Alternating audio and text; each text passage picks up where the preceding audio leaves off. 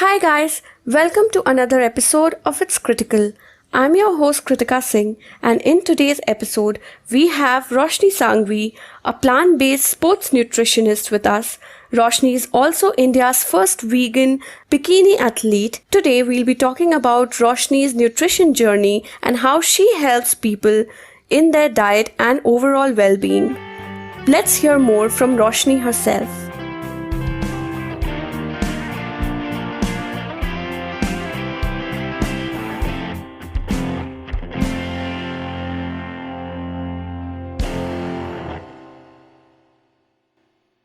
So I'm Roshni Sanghvi. I'm a plant-based fitness expert and a plant-based sports nutritionist.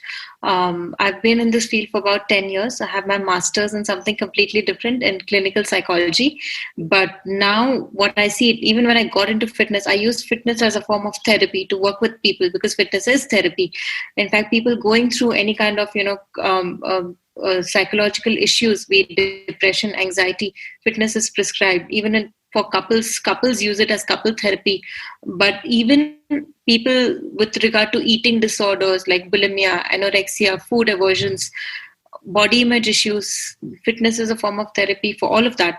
So that's how I got into the industry. And then 5 years back, close to 5 years back, I switched from a vegetarian to a plant-based or vegan diet. And that's when my journey actually started, because I competed as a vegan athlete and I was the first one from India to compete on a national scale on a plant-based diet as a bikini athlete. And being in the bodybuilding industry, you have so many people telling you that uh, vegan, let alone even vegetarian, it's impossible. People switch to eating meat and eggs and animal protein to build their physique. But that was something I was like, it was ethically, because I went vegan first and then decided to go into bodybuilding. Ethically, I was like, if I'm not going to win, I'm not going to win, but I'm not going to go for it. But it actually went well. I came in second in my zone, which was really good. It was exciting. And in my journey, there were so many things I realized being on a plant-based diet and how it's beneficial for athletes, which if you look at today's time, a lot of athletes are switching to a plant-based diet because of the benefits of a plant-based diet. It actually is like your cheat card to victory, because people don't realize this, and actually is, because when I was backstage talking to other girls, people were talking about how they've lost their periods, which is very normal. When you're in the fat percentage of 10 to 15%, you're going to have hormonal fluctuations. How they have hair falls and they're cranky and they've given up carbs for so long. And I was sitting there and I was like, man, I was on like 60% carbohydrates, carbs till the last day of the competition. Wow. And I had a fantastic vegan coach and really good vegan coach who specialized in vegan bodybuilding, which is why, I got the right guidance, which is why I was able to do what I did. But I realized that I didn't have any problems with my periods or like hormonal fluctuations. I was fine during the competition. After the competition, there was no sudden weight gain also, because I continued my vegan diet. So I realized the benefits of how much of a competitive edge a plant-based diet gave me. Since then, I've been working with athletes, helping them understand that, it's actually, it's the better option, if anything. Roshni, that's a great journey, right? Like for you, you first turned into being vegan and then you took up your profession and you competed and you won. What motivated you to choose a plant-powered, lifestyle? I think for me, it was 100% health reasons, nothing else. Now ethics come in. Now when I'm thinking about the environment and ethical spiritual reasons come in. But when I decided to go on a plant-based diet, I had this book called The China Study in my hand. And I was reading through it, and I was still on a vegetarian diet, consuming, I want to say, about 2 scoops of whey protein and 1 scoop of casein per day. This was apart from paneer and cheese and ghee and everything, everything. What's, you go to a regular typical bodybuilding type of diet, you're going to consume all of that in the name of proteins. But I was reading the China study, and there was this paragraph. It was so intriguing. I think in the first half of the book itself, it's about a study which was done in India and then replicated. It was done on mice and then replicated on humans. But the initial study, which was done on mice, was mice were fed a diet high in animal protein being casein, which is, if you take a glass of milk, about, most of the protein in it is casein. And mice were given casein, and it was shown how casein is so directly linked with cancer because it's very, very carcinogenic. Yeah. But just it was fascinating that you can turn on and off these cancer cells in the body like a switch up and down by just changing your casein intake. And when I say high protein diet, I think it was less than 30% casein. And then I realized that my diet is about 60% proteins coming in from mostly dairy products because I was still vegetarian. I didn't eat animal protein, which was a lot. And I knew the side effects on the body because I knew I was getting acne and I was getting joint pains, but I related my joint pains to heavy lifting. And I'm like, if you're going to lift heavy, that's very common and that's part of bodybuilding, but that's not. I mean, it should not feel like that. I was lethargic, I was tired, and I blamed all of that on my high intense training routine, but that's not. And to see the effects on my body was as less as I took a 1 month challenge to decided to go on a plant-based diet for a month, drop casein. And I was like, let me see the effects on, if it's so carcinogenic, if it's so bad for you, can I still, maintain my physique? At that point also, I was not thinking ethics. I was only thinking from a health perspective that if I can maintain my physique, I don't want to give myself cancer in the future. Yeah. And if I can maintain my physique on a vegan diet for a month, let me try that and then let me see if I can continue or not. And I took up a 1 month challenge, and you won't believe it, Kritika, within 2 weeks, and anyone who has joint pains can try this for yourself. Within 2 weeks, my inflammation went down. So there was no joint pain. And I was like, I didn't change anything in my nutrition except for dropping dairy. And I was like, this is crazy. And I was able to lift as heavy as I was lifting before. My performance was as good. You measure yourself on a fat percentage like a BCA scale. My scale was going in the direction as per my goals. Everything was exactly the same, but I was healthier. I was sleeping less. I was working more. I didn't have lethargy. And I say this to people, you don't know what a fit body feels like till you're not fit. You think all of these things which you're going through right now are completely normal, be it constipation, feeling gassy, acidic, all of these are just part of growing old because you don't know what a fit body feels like. But once you experience, like, you're supposed to feel light, and you're supposed to feel, you should be energy on the move. And if you're feeling this, up and down energy levels, every time you have a coffee for a few hours, it's up, then it's again down. That's not how you're supposed to feel. And that's what, you realize when you switch to it. And after a month, I was like, I'm never going back to, and I didn't even have temptations at that point because you see the benefits on your body. And living in India, it's a blessing. I'm from Bangalore, India in general, because I work with the clients all over the country. You have so many dairy alternatives. You don't really need dairy. True. Talking about, your journey in plant-based nutrition, we had Jay Mehta and Urvi Mehta in our previous episode, and Jay being one of your clients, he talked about his plant-based journey and, the way you helped him transform and transition. What measures did you take with changing Jay's diet, and why did you do that? So Jay is such a sweet child, really sweet child. And Jay, the case with working with teens is a little tricky. When you're thinking of someone who's like a 16, 17-year-old struggling with obesity or being overweight, in Jay's case, it was obesity. You need to understand from a lot of different perspectives than just nutrition or the weight. For a child who's going through obesity, we don't talk about it, but there's a lot of body image issues. And there's a lot of, and I know that because when I'm seeing some of the, be it his pictures on Instagram, when people are commenting and someone writes like, Motu or things like that, words like that, everyone laughs it off. But when someone's struggling with it, you also laugh it off. But subconsciously, it's not easy. So for me, working with Jay, I think, and that's very important when you're working with teens, is first letting him know I'm not coming from a perspective of judgment. And I see in you what you don't see in you. So let's take weight loss apart and let's take fitness apart. And our challenges started become fitness oriented. So it's like, let's challenge to do a back bend.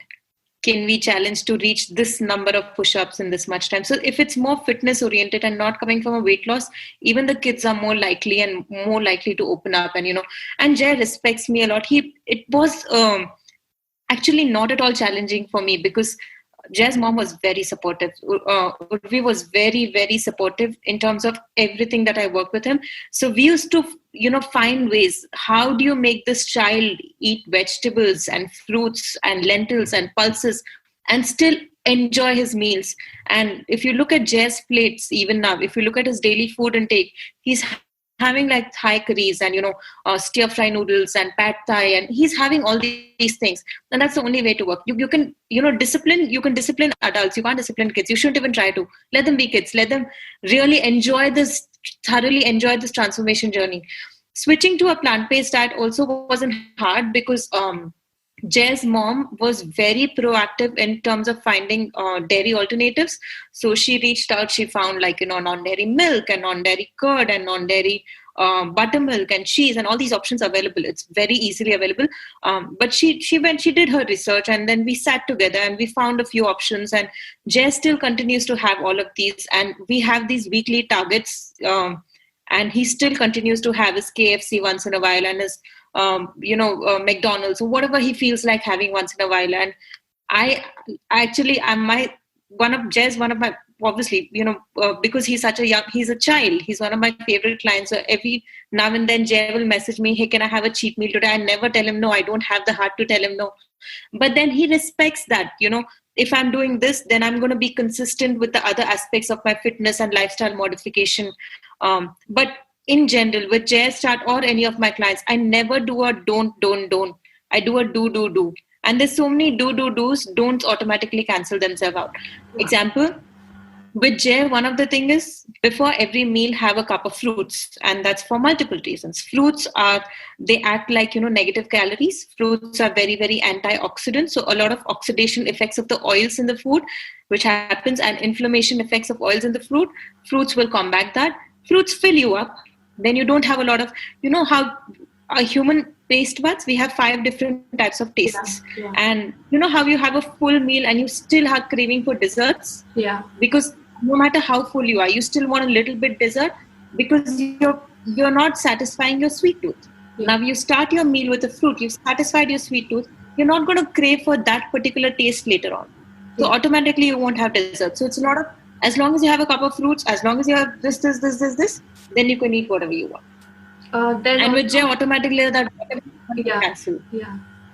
So that was more of working in terms of coming down to his level, understanding him as a child and the child in him, and not treating him like an adult and disciplining like you can't do that and you can't do.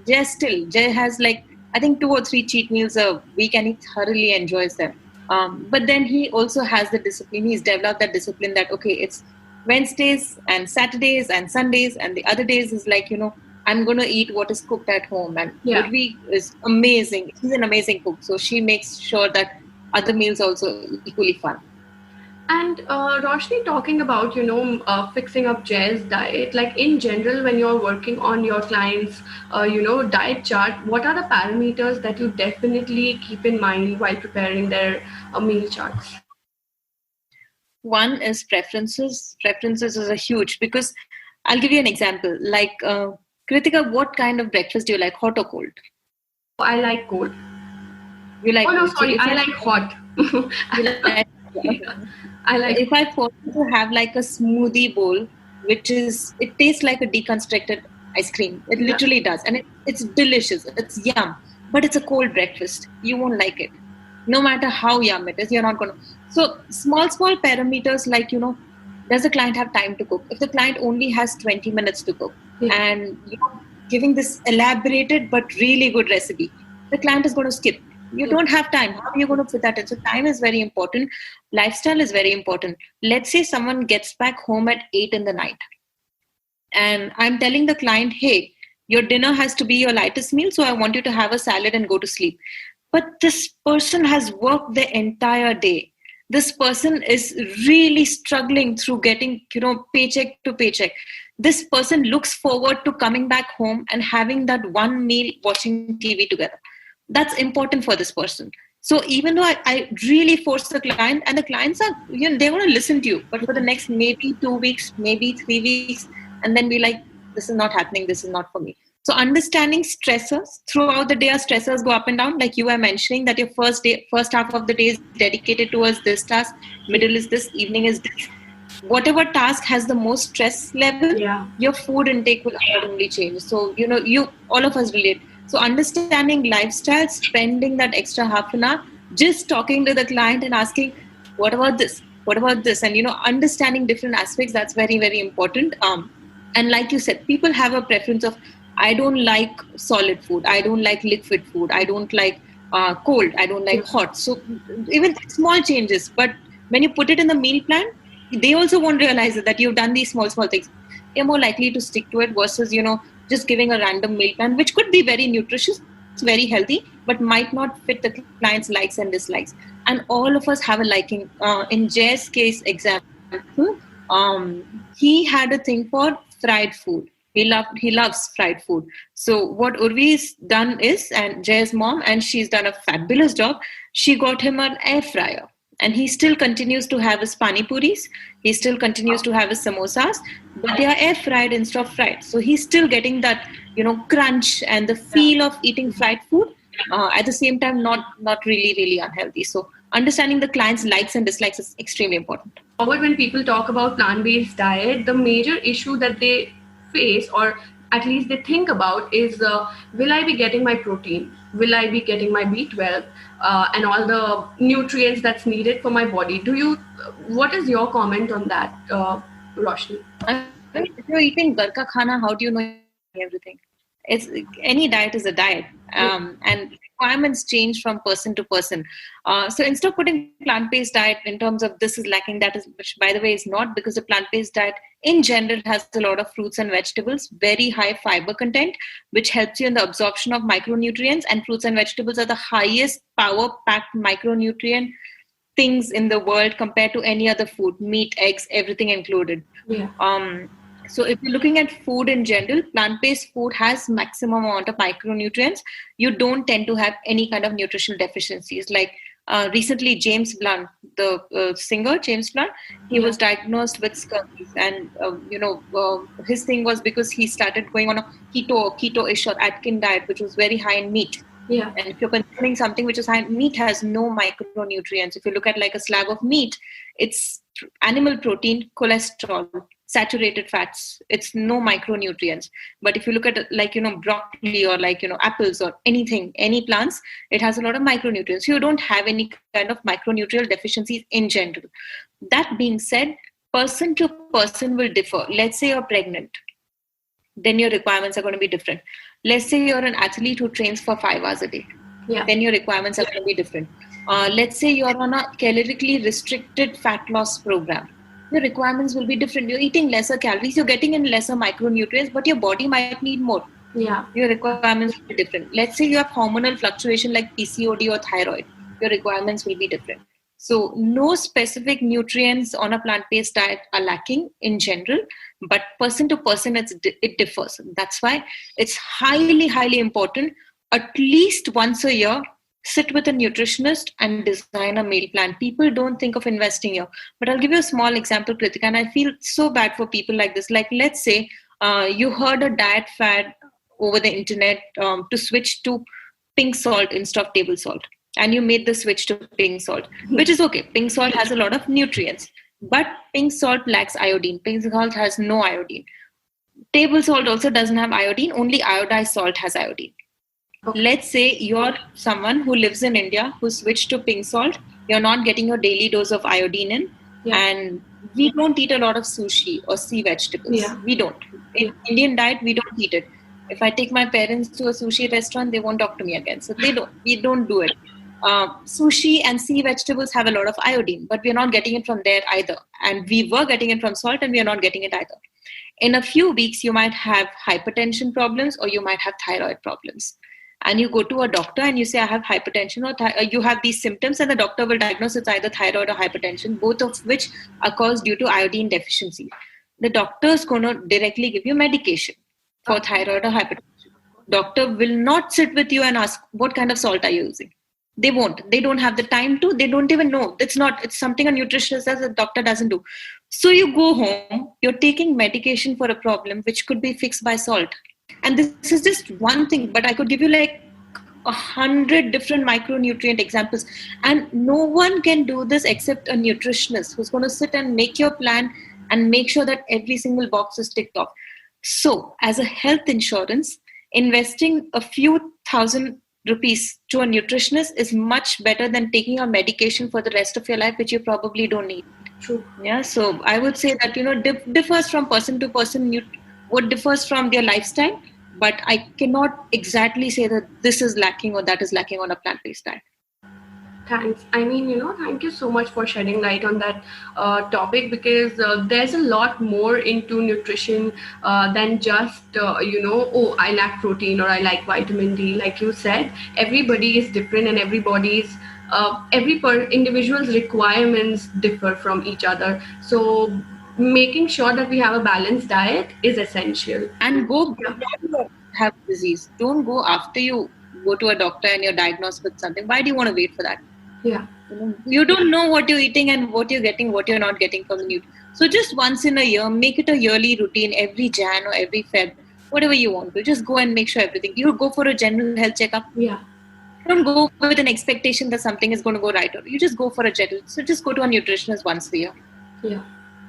And Roshni, before we move forward, Carl Jung's word association game that I'm playing with all my kids.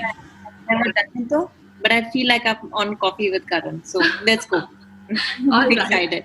So your first question, Roshni, your first word is dog. Pet. Money. Important. Frog. Green. Nutrition. Very important. Vegan. Extremely important. Want. Sorry, I didn't hear. Want, need, desire, want. Happiness. Need. Peace. Sustainability. Minimalistic lifestyle. And desire. Dreams. Thank you so much. This round was quick, so and your answers were on point. So, Roshni, moving forward, you are referred as the vegan Khalisi, and people call you that. And what's the story behind it? So this is, I have her around all my interviews. This is Khaleesi. This is a gift from my boyfriend. Okay. And I was, it's a Khaleesi with a broken dragon wing, but we'll ignore it. But I'm a huge GOT fan, and I love how a strong female role Khaleesi's played, or Daenerys is played in Game of Thrones, and how powerful she is. And I think it represents a lot of what I would like to be in my life, and that's how I think it started off. But yeah, when I got this gift, I decided to name her the vegan Khaleesi, and all my online handles followed along with that. Okay, and talking about plants, like we've been talking about nutrition and food. So, how much do you think what we eat impacts us, the climate, and the animals? In every single way. I am surprised, shocked. There's no documentary on a plant-based diet or veganism and its impact on spirituality. There should be one. Even when someone says, something, let's say tomorrow, like there's a big revelation that meat is important for survival. Let's say there's something like that. And I know that my transition to a plant-based diet is 100% for health. And everything else followed later on. But when you look at something being slaughtered or something being killed, how can that pain, that sadness do any good to your body? It can't. If you look at it from a spiritual connection, in Ayurveda, I think food is divided in 3 parts. There's swastik, tamasic, and mastic. And the kind of food you eat is denoted with the kind of nature you have. And you're eating a more vegetarian inclined or plant-based inclined diet, then you're going to be that kind of a person. You're going to be naturally high energy person with positive vibrations around you. But if you're eating a diet which is high in meat, or spices, like in Ayurveda it's spices, but I would like to say which is very, very processed, then you're going to become lazier. And I've gone through it, experientially, so I can say this. It literally means something.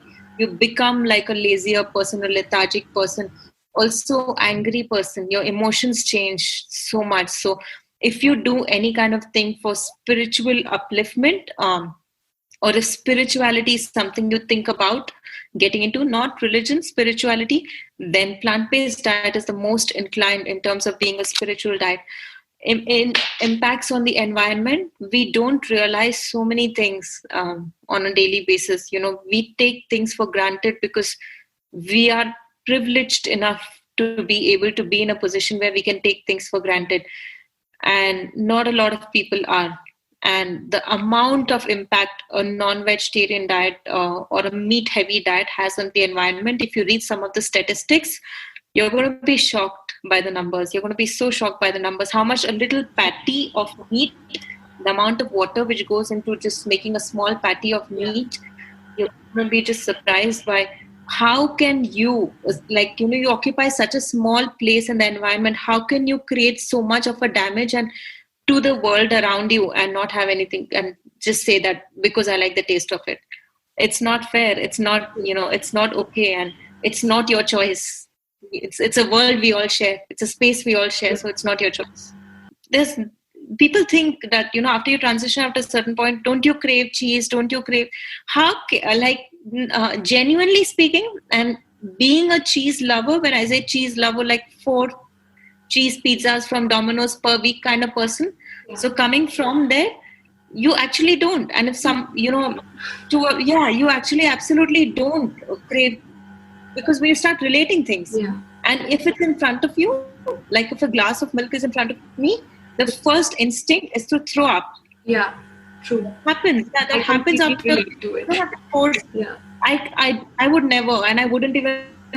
I can't be that person. I don't force myself to do anything when it comes to nutrition, because I believe in certain, you can't force nutrition on anyone. Yeah. But you don't make that. And right now, when someone says, "I really miss cheese, I can't go vegan because I love this too much," then you continue to have that small thing in your diet and you stop the other thing. You're still making a huge impact and to the society. And you have so many other plant-based options, like even meat.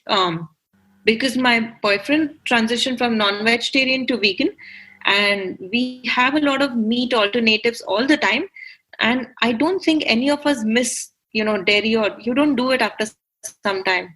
And by some time, I mean 1 month. You don't even have to wait for years for that transition to happen. Yeah, I mean, Jay's example, Jay's story tells me that. And of course, I see that example in him. And talking about, transitioning, what would be that one suggestion or recommendation that you would give to a non-vegetarian or a vegetarian trying to transition to a plant-based diet, whether for health purpose or for animals or for environment?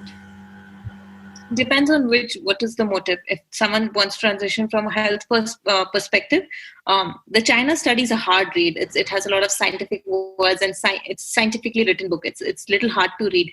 But another good book to read would be How Not to Die. It's by Dr. Michael Greger, who's also my mentor. I absolutely adore and appreciate and in wonderment of the work which he does for the society. But a book like How Not to Die. How Not to Die. It's an easy read. It's a fun read, and it has a lot of health benefits in terms of a plant-based diet. Plant-based diet used for reversal of diabetes, hypertension, cardiovascular diseases, cholesterol. Just basic small things you can follow, but very easy read. So someone coming from a health perspective, and health perspective is the easiest. If you genuinely care for your body, then switch to a plant-based diet and do your body good. But someone coming in from an environmental perspective, I've met people who are hardcore environmentalists and still don't make the connection. So it has to happen when it has to happen. You can show them a lot of documentaries, but when the switch happens, the switch happens. You can't force yourself to do anything. But I would really insist people look up the statistics. And it's like that, no? Human mind is like that. You even look at something, you look at the statistics, you're going to start playing brain games with yourself and say, but this, and, so that things work in your favor. But someone coming from an ethical perspective, if you have a pet, it's the easiest to relate. If you have a pet with you, Yeah. would you ever, even for a second, consider, and I can't even say it, but would you consider treating your pet the same way you would treat an animal on your plate? You wouldn't. You can't then, just make that relation, make the connection. Roshni, thank you so much for sharing the recommendations, whether it was on book or whether it was on making the connection, and talking about connections and moving forward. What is the next step for you, and what is the bigger plan for you? So many things. I want to take veganism to people. A lot of people have a lot of misconception with regard to a plant-based diet, and I really want them to say how it is. It's literally the easiest diet to follow on this planet in terms of getting fit, in terms of losing weight, and especially in terms of losing weight, because there's no need for calorie counting. Food is very, very high in volume and very nutritious, and your body naturally just holds on to what it needs and flushes out the excess. So I want to be able to take it, globally to a scale where people relate a plant-based diet to being regular diet, and don't, the first questions should not be, but what about protein and what about calcium? It shouldn't. It should actually be the other way around, that if you want to make sure you're getting enough protein and calcium and B12 and D3 and all of that, switch to a plant-based diet. Thank you so much, Roshni, for giving us your time, and it was a pleasure having you on board and interacting with you. And we wish you all the best on your journey. And thank you so much for being a part of It's Critical's journey. Thank you everyone for listening to us today. If you want to follow Roshni Sanghvi on Instagram, you can visit @RoshniSanghvi. It's @Roshni Sanghvi. To know more about Roshni's nutrition plan and expert guidance, you can visit www.RoshniSanghvi.com. It's www.roshnisangvi.com. To know more about It's Critical, you can visit www.itskritikal.com. It's www.itscritical.com. You can follow us on Twitter, Instagram, and Facebook. Our Twitter handle is @ITSKRITIKALPOD. And you can follow us on Instagram @ITSKRITIKALPODCAST. It's @